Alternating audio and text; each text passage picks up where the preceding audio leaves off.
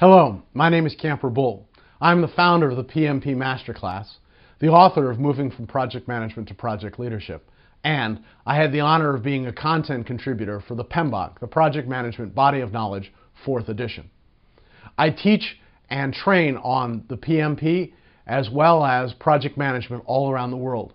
And many people ask me, how is the best way to prep for the PMP?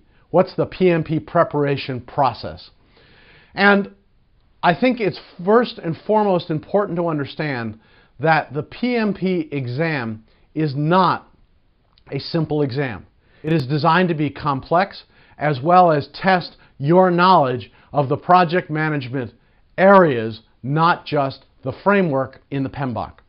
So preparation, once you understand that, should be a little different.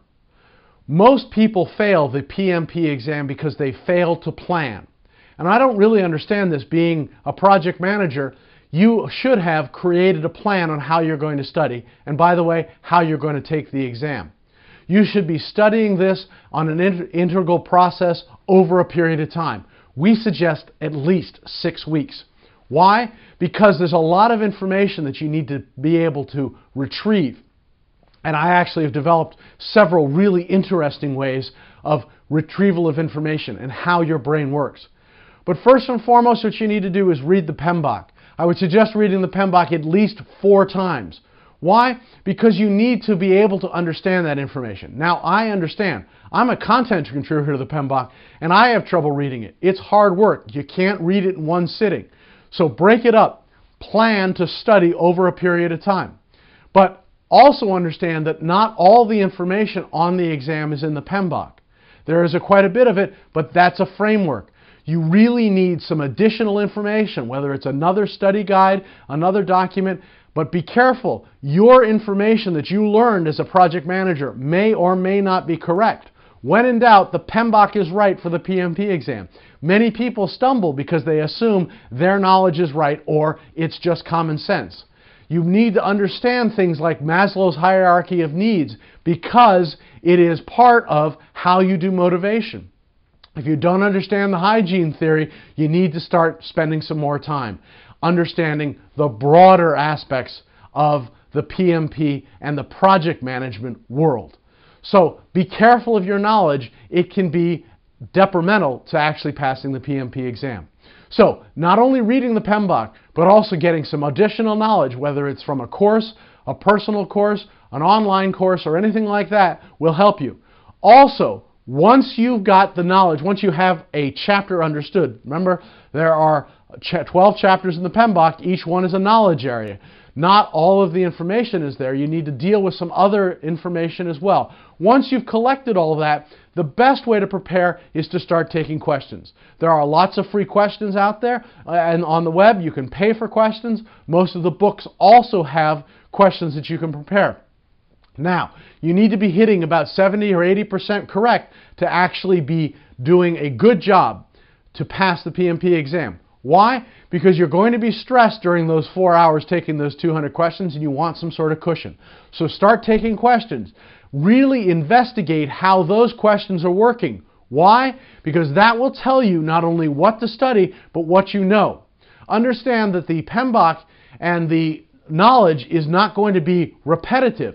The questions on the PMP exam are going to be all about a situation and how you deal with that situation and what knowledge you can bring to that, what framework you bring to that.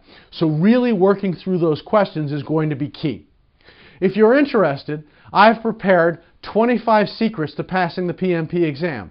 Information that may be invaluable to you as an individual studying or thinking about passing the PMP exam.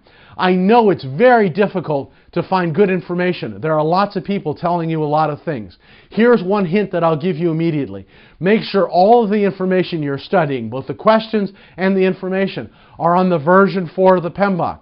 There are lots of websites out there that are still talking about version 3.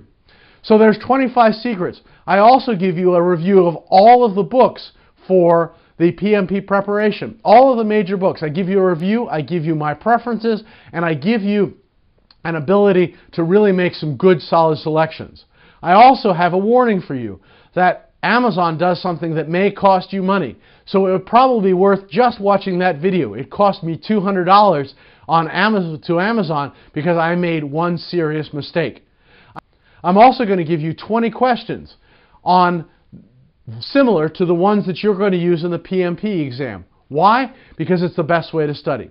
If you go to www.pmmasterclass.com, I'm going to give you not only hints on how to pass the PMP exam, a grid that gave me an ability to cut the process, the actual time it took me to take the exam in half, as well as 25 secrets, all the book reviews, and 20 questions for free.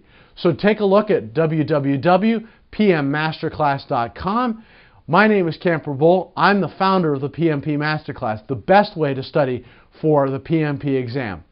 I hope this has been helpful for you. Take a look at the rest of the information. I know it will serve you in passing the PMP exam and clarifying some of the confusion that I know you must have in what to study and how to study. I look forward to seeing you again.